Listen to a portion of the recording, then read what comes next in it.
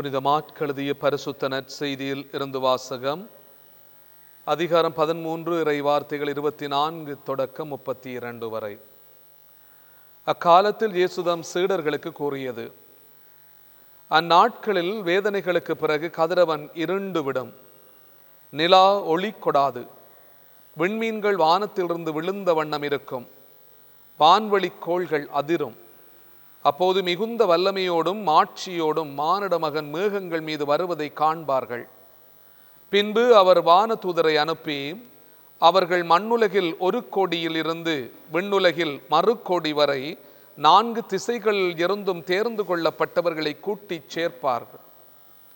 அத்திமரத்திலிருந்து ஒரு உண்மையை கற்றுக்கொள்ளுங்கள்.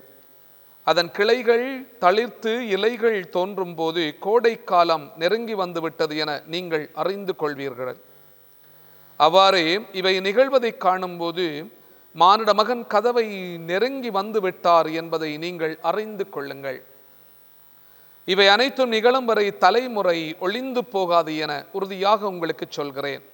விண்ணும் மண்ணும் ஒளிந்து போகும், ஆனால் என் வார்த்தைகள் ஒளியவே மாட்டா. ஆனால் அந்த நாளையும் வேளையையும் பற்றி தந்தைக்கு தவிர வேறு எவருக்கும் தெரியாது.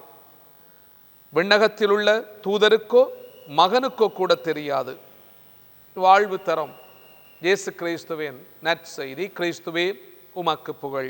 இயேசுவிலே அன்புமிக்க சகோதர சகோதரிகளே, பொதுக்காலத்தினுடைய 33வது வாரத்துக்குள்ளே நாங்கள் நுழைகிறோம். மிகவும் நெருக்கமாக நாங்கள் திருவருகை காலத்தை அண்மித்திருக்கிறோம். திருவருகை காலம் என்று சொல்லுவது திருவழிபாட்டு காலத்தை நாங்கள் ஆரம்பிக்கின்றோம்.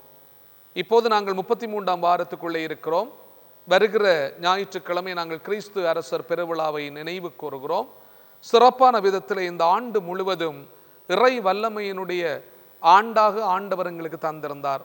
அதற்காக நாங்கள் ஆண்டவருக்கு நன்றி சொல்லுவோம். இன்றைய இறை வார்த்தைகளை நாங்கள் சற்று ஆழமாக பார்க்கிற போது, குளத்திலே நீர் இருக்கும் வரையில் தான் கொக்குக்கும் மீனுக்கும் உறவு இருக்கிறது.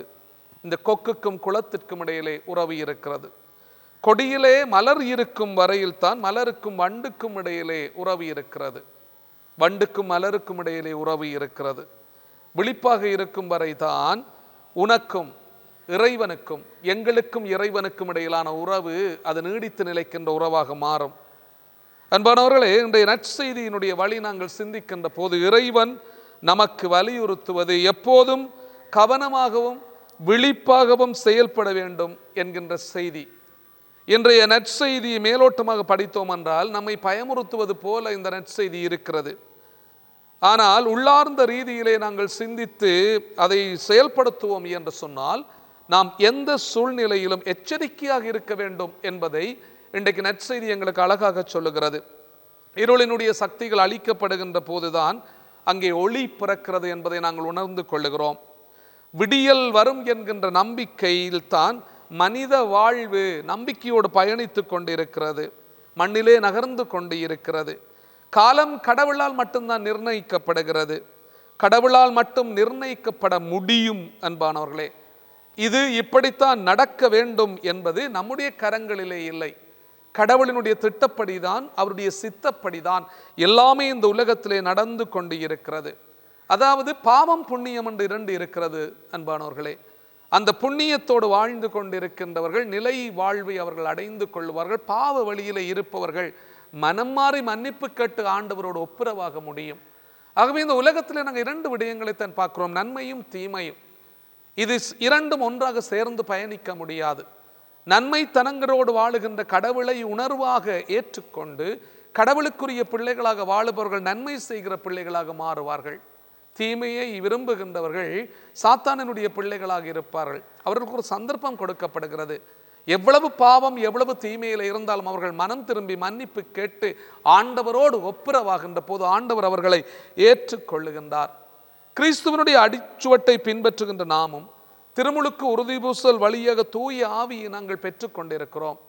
அந்த ஆவி நம்மை புனிதமான பாதையிலே வழிநடத்தி கொண்டே போகிறார். அந்த ஆவியானவர் தான் எங்களை புனிதமான பாதையிலே வழிநடத்தி கொண்டு போகிறார்.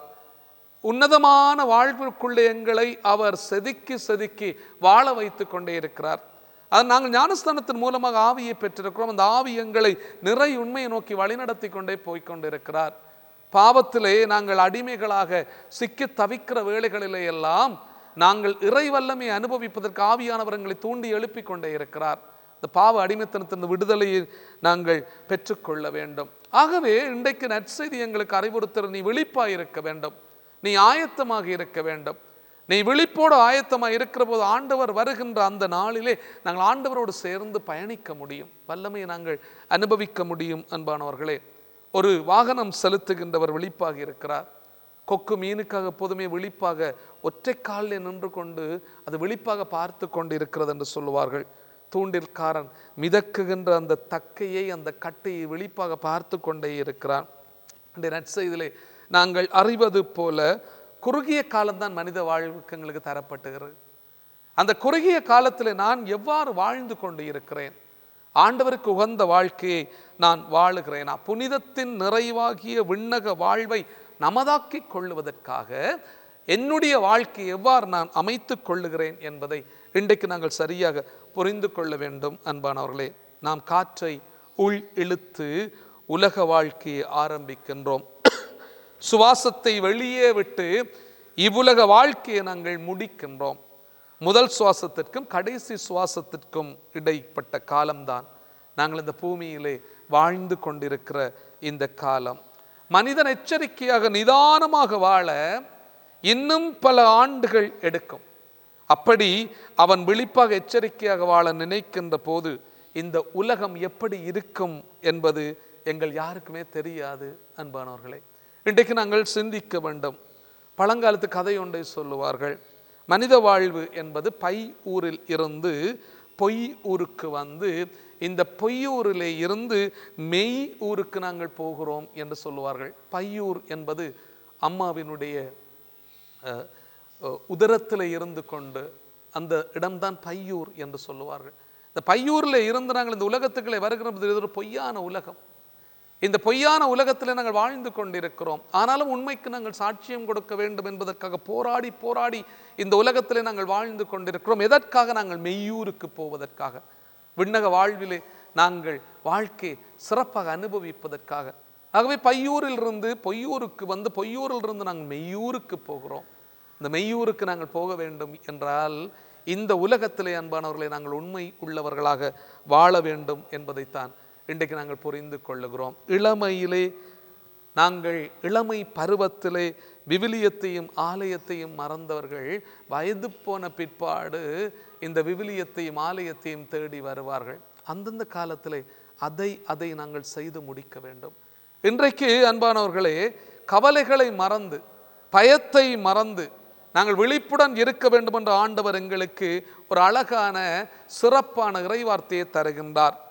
விழிப்போடு நாங்கள் வாழுகிற போது, ஆயத்தமாக நாங்கள் இருக்கிற போது எப்போதுமே ஆண்டவரை நாங்கள் கண்டு கொள்ள முடியும் என்பதை நாங்கள் இன்றைக்கு தெளிவாக புரிந்து கொள்ளுவோம். எனவே அன்புமிக்க சகோதரங்கள், இந்த ஆண்டினுடைய இறுதி பகுதிக்கு நாங்கள் வருகின்ற போது இந்த இறைவார்த்தை எங்களை பயமுறுத்துவதற்காக அல்ல, மாறாக இறைவார்த்தையினுடைய வல்லமை எங்களுக்கு அறிவுறுத்துவது என்னவென்று சொன்னால், உன்னுடைய பாவங்களை தூக்கி எறிந்து விடு, பலவீனமான இந்த சந்தர்ப்பங்களை எல்லாம் எங்கேயாவது எறிந்து விடு, நீ எனக்குரிய பிள்ளையாக நீ நிறை வல்லமையோடு வாழ வேண்டும். அதுக்கு தான் ஆண்டவர் எங்களை அழைக்கிறார். எனவே அன்பானவர்களை, ஒரு மெய்யூருக்கு நாங்கள் செல்லுவதற்கு இந்த உலகத்திலே நாங்கள் உண்மையோடு நாங்கள் வாழ வேண்டும். பாவ அடிமைத்தனத்திலிருந்து விலக வேண்டும். பரிசுத்தமான மனிதர்களாக நாங்கள் வாழ வேண்டும். ஆண்டவருக்கு உகந்த வாழ்க்கையை நாங்கள் வாழ்ந்து இறை வல்லமையோடு ஆண்டவரை நோக்கி நாங்கள் செல்ல வேண்டும். எனவே நாங்கள் விழிப்பாக இருப்போம், ஆயத்தமாக இருப்போம், ஆண்டவரை நாங்கள் எதிர்கொண்டு செல்வோம். ஆமென்.